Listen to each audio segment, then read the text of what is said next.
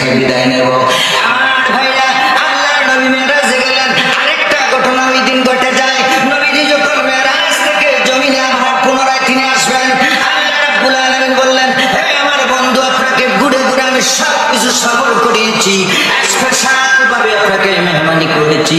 আমার বন্ধু, বন্ধুগো, আপনি কোন দুনিয়াতে চলে যাবেন, আমি আপনাকে স্পেশাল একটা উপহার, স্পেশাল একটা গিফট, একটা উপহার আপনাকে আমি দান করতে চাই। ওই উপহারটা আপনি দুনিয়ার মধ্যে নিয়ে যাবেন। আপনার যে সাহাবীদেরকে, যে সাহাবী সঠিক প্রশ্নের উত্তর দিতে পারবে, ওই সাহাবীকে আপনি এই উপহারটা দান করে দিবেন গো নবীজি। আজকে আপনাকে আমি একটা উপহার দিতে চাই, বলুন সুবহানাল্লাহ। এই যে বায়াত রাসূল, কিভাবে আমরা বায়াত গ্রহণ করি, বায়াতটা কিভাবে আসলো? আমরা ওলিয়া উলিয়াদের কাছে যাই, পীরদের কাছে যাই, কেন যেতে হবে, কেন বায়াত হতে হবে? এই পীর মুরিদির রসুম এবং রেওয়াজটা, সিস্টেমটা কোথায় থেকে চালু হয়েছে, কিভাবে চালু হয়েছে, আমি আপনাদেরকে এই ঘটনাটা এখন বলবো।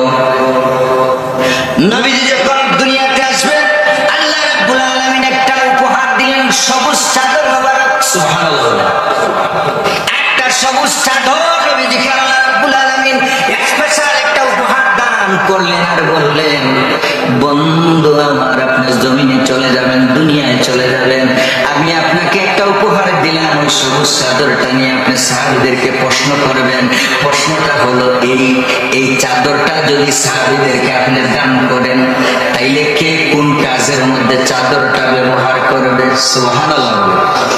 এই সবুজ চাদরটা যদি আপনি তাদেরকে দান করেন, কে কোন কাজের মধ্যে চাদরটা ব্যবহার করবে, কোন কাজের মধ্যে লাগাবে?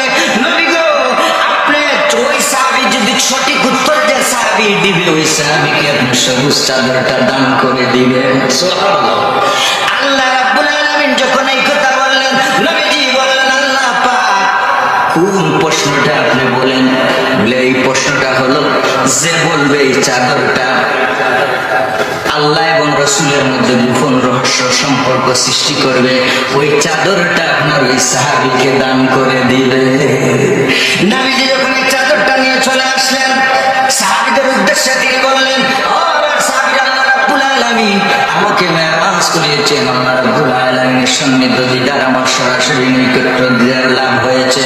সাহাবীরা স্পেশাল একটা চাদর মোবারক, এই সবুজ চাদরটা আমাকে আল্লাহ রাব্বুল আলামিন উপহার দিয়েছেন। তোমাদেরকে যদি আমি তোমাদের মধ্যে দান করি, কে কোন কাজের মধ্যে লাগাইবা? একজন সাহাবী এক একটা উত্তর দিলেন। হযরত আলী রাদিয়াল্লাহু তাআলা আনহু ডাক দিয়ে বললেন, ইয়া রাসূলুল্লাহ, ইয়া হাবিবাল্লাহ, আপনি যদি আমাকে সবুজ চাদর মোবারক আমাকে দান করে দেন গো নবী, আমি আল্লাহ এবং বান্দার মধ্যে গোপন সম্পর্ক সৃষ্টি করে দিব। বলুন সুবহানাল্লাহ। নবীজি ডাক দিয়ে বললেন, আলী রে, তোমার কথাই আল্লাহ তাবারক ওয়া তাআলা মেরাজের রজনীতে আমাকে আল্লাহ রাব্বুল আলামিন বলেছেন, আমি নবীজি তোমাকে সেই চাদরটা দান করে দিলাম। অন্যান্য সাহাবীরা বিভিন্ন প্রশ্নের উত্তরে বিভিন্ন উত্তর প্রদান করেছেন, কিন্তু হযরত আলী রাদিয়াল্লাহু তাআলা আনহু যখন এই উত্তরটা প্রদান করলেন, নবীজি নির্দ্বিধায় হযরত আলী রাদিয়াল্লাহু তাআলা আনহুকে এই সবুজ চাদরটা দান করে দিলেন।